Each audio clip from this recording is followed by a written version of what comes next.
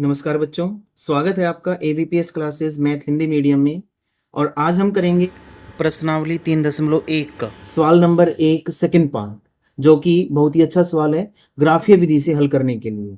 और सवाल कुछ ऐसे है, कह रहे हैं 5 पेंसिल और 7 कलम का कुल मूल्य 50 रुपये है, जबकि 7 पेंसिल और 5 कलमों का कुल मूल्य 46 रुपये है।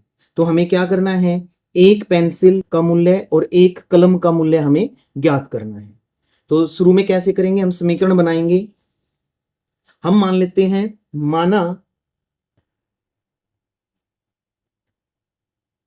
एक पेंसिल का मूल्य हम x रुपए है और एक कलम का मूल्य y रुपए है। बच्चों क्या है, y रुपए। पेंसिल का मूल्य x रुपए, कलम का मूल्य y रुपए। अब उसने पहली कंडीशन में क्या कहा है कि 5 पेंसिल और 7 कलम कुल मिला के 50 रुपए की हैं। तो बच्चों एक पेंसिल x रुपए की है, तो 5 पेंसिल कितने रुपए की होंगी, 5x रुपए की होंगी, प्लस इसके साथ 7 कलम ली हैं y रुपए की एक कलम के हिसाब से, तो 7 y रुपए की कलम हो जाएंगे और टोटल मिला के ये 50 रुपए का हिसाब किताब बनता है। तो ये पहली समीकरण बन गई हमारे पास, ये प्रश्नानुसार अकॉर्डिंग टू कंडीशन फर्स्ट हो जाए। दूसरी कंडीशन में उसने क्या किया, पेंसिल 7 ले ली तो 7x रुपए की हो जाएंगी पेंसिल, और कलम ले ली 5 y रुपए की कलम हो जाएंगी, और वे टोटल मिला के हैं 46 रुपए की। ये समीकरण 2 हो जाएगी। अब इन समीकरणों से हमें सारणी बनानी है। इस क्वेश्चन में एक खास बात है बच्चों, इसमें जो गुणांक है ना डायगोनली वे सेम है। ये विशेष प्रकार का समीकरण युग्म है। इसमें y का गुणांक 7 है, यहां x का गुणांक 7 है। इधर से x का गुणांक 5, यहां y का गुणांक 5 है। जब ऐसी समीकरण आती है तो उनको किसी भी विधि से हल करना हो तो एक काम कर लेना, याद रखना, बहुत ही अच्छी बात है, भूलना नहीं है, बहुत कम बताई जाती है ये बात। तो क्या करना है, एक बार 1 मिनट का समय ज्यादा लगेगा, बोर नहीं होना, देखते जाना, बहुत ही अच्छा क्वेश्चन होने वाला है। देखो एक बार तो इन दोनों समीकरणों को प्लस कर लो, समीकरण 1 को और 2 को जोड़ लेंगे। देखो एक बार 5x जमा 7x 12x हो जाएगा, प्लस 7y जमा 12y 5y, ये भी 12y हो जाएगा, और बराबर 50 और 46 ये जुड़ के हो जाएंगे 96। इस समीकरण में जो ये नई समीकरण आई है, इसमें एक विशेष बात है कि तीनों पदों में दोनों तरफ 12 कॉमन है। 12 से दोनों तरफ भाग कर देंगे, दोनों तरफ 12 से भाग करने पर गुणा 1/12 करना या 12 से भाग करना एक ही बात है। 12 से जब इसको भाग करेंगे, 12 से 12 कट के x, प्लस यहां 12 से 12 कट के y, और 12 से 96 जब भाग होगा तो 12 8 96। ये एक नई समीकरण आ जाएगी, बहुत ही साधारण सी, जिसके कोफिशिएंट, जिसके गुणांक 1 हैं, x का भी और y का भी। अब दोबारा फिर उन्हीं समीकरणों को आपस में माइनस कर लेंगे, पहली समीकरण में से दूसरी समीकरण माइनस करेंगे। सुनो बच्चों, 5x में से 7x माइनस करेंगे तो कितना बचेगा, -2x नहीं बचेगा, क्योंकि 5 में से 7 तो माइनस नहीं होगा। फिर ऐसे ही 7y में से 5y माइनस करेंगे तो प्लस का 2y बचेगा, और बराबर में 50 में से 46 घटेगा तो कितना बचेगा, 4 बचेगा भाई।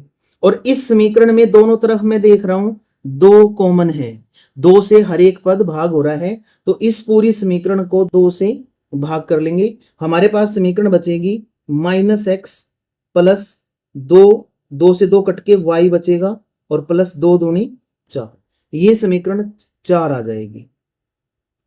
अब इन दोनों समीकरणों को आलेख विधि से हल कर लेते हैं। समीकरण 3 में होगा, एक बार x0 रख दो, x0 रखेंगे तो क्या होगा, 0 प्लस y बराबर है 8, तो y बराबर है कितना आ जाएगा, 8 आ जाएगा। और एक बार y0 रख दो तो क्या बनेगा, x जमा 0 बराबर है 8, और यहां से x बराबर है 8 आ जाएगा। तो यहां से सारणी बना लेते हैं, सारणी यहां बना लेता हूं मैं। पहली सारणी क्या बनेगी, दो वैल्यू x की हैं, दो वैल्यू y की, तो एक कॉलम में, एक खाने में x, एक में y, और एक एक वैल्यू यहाँ x और y की रखेंगे। जब x 0 है तो y कितना है, 8 है। जब y 0 है तो x कितना है, 8 है। ऐसे ही समीकरण से 4 से, समीकरण 4 से यहाँ x बराबर 0 रखूं मैं, तो यहाँ हो जाएगा 0 प्लस y बराबर है 2, तो y बराबर है 2, और y बराबर 0 रखें इसमें तो माइनस एक्स, और प्लस 0 बराबर है 2, तो माइनस एक्स बराबर है 2, और x बराबर है -2। तो ये सारणी बन जाएगी इस समीकरण की। समझ में आ रहा है बच्चों? ध्यान से करते रहेंगे, वीडियो को छोड़ के नहीं जाना है, पूरी वीडियो देखनी है। एक कॉलम में x रखेंगे, एक कॉलम में y, और दो खाने यहाँ x और y के। शुरू में x 0 लिया तो y 2 आया, x यहाँ -2 है जब y 0 था।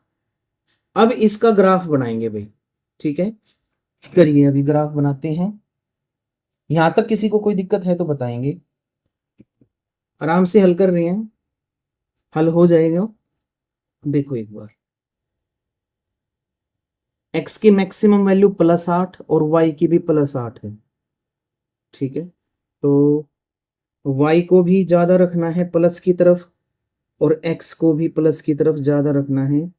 तो x एक्सिस और y एक्सिस जो हम ड्रॉ करते हैं वो इस तरह से कर लेंगे। देखो एक बार, ये बिल्कुल बारीक पेंसिल से और एक ही बार में लाइन ड्रॉ करनी है, और लाइन बिल्कुल एग्जैक्टली ग्राफ वाली लाइन के ऊपर होनी चाहिए, अलग नहीं होनी चाहिए बिल्कुल भी।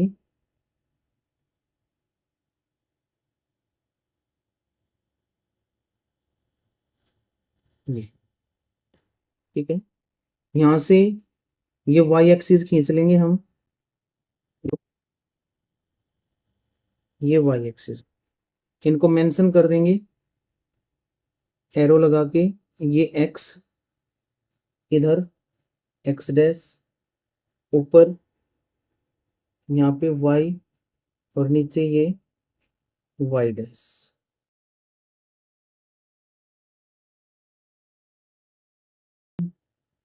8 तक निशान लगा ली मैंने। y एक्सिस पे पॉजिटिव साइड भी 1 और 8, एक दो निशान नेगेटिव साइड लगा लेंगे, -3, ठीक है। पहली टेबल से x की वैल्यू 0 है, 08 था ना, x की वैल्यू 0 और y की वैल्यू 8, ये वाला पॉइंट आ जाएगा। और दूसरी वैल्यू x 8 है और y 0 है, तो x अक्ष पे ही बिंदु आएगा। यहां से इन दोनों बिंदुओं को आपस में मिलाते हुए एक रेखा खींच देंगे, आर पार निकाल देंगे, एरो का साइन लगा देंगे इधर भी और उधर भी, ठीक है। ये बिंदु था 8 0, और ये बिंदु है 0 8, और ये समीकरण है कौन सी, ये है समीकरण x + y बराबर है 3, 3 नहीं है भाई 8 है, ठीक है। दूसरी समीकरण से जो सारणी बनी थी, x की वैल्यू 0, y की वैल्यू +2, तो ये वाला पॉइंट आएगा, और फिर x -2 और y 0, x -2 और y 0, ये वाला पॉइंट आता है। अब इन दोनों को ज्वाइन करके और एक लाइन खींचेंगे, ये बिंदु है जो जहाँ काट रही है, और एक बिंदु था ये जिसमें x 0 है और y 2 है, और एक बिंदु है ये -2 और 0। जिस बिंदु पर ये दोनों रेखाएं प्रतिच्छेद कर रही हैं, काट रही हैं, तो वहां से x एक्सिस पे लंब डाल देंगे, और इसी बिंदु से y एक्सिस पे लंब डाल देंगे, ये। तो यहां से x की वैल्यू कितनी आ गई, x की वैल्यू आई है हमारे पास, x बराबर है 3 आया है, और y बराबर है 5। तो अब इनका उत्तर लिख देंगे, क्या है, पेंसिल का मूल्य x रुपए है, तो एक पेंसिल का मूल्य हमारा आ गया हमारे पास 3 रुपए, और एक पेन का मूल्य या कलम का मूल्य 5 रुपए, वाई का मान। ये दो आंसर आ जाएंगे हमारे और ये क्वेश्चन कंप्लीट हो जाएगा। ठीक है, अच्छे से करेंगे, इसको नोट कर लेंगे कंप्लीट। तो बच्चों ग्राफ द्वारा हमने बहुत ही आसानी से, थोड़ा सा टाइम तो लगा है, लेकिन इस क्वेश्चन को हमने सॉल्व कर लिया है। अगर वीडियो पसंद आती है तो लाइक करें, शेयर करें और चैनल को सब्सक्राइब जरूर करें। मिलते हैं अगली वीडियो में क्वेश्चन नंबर 2 के साथ।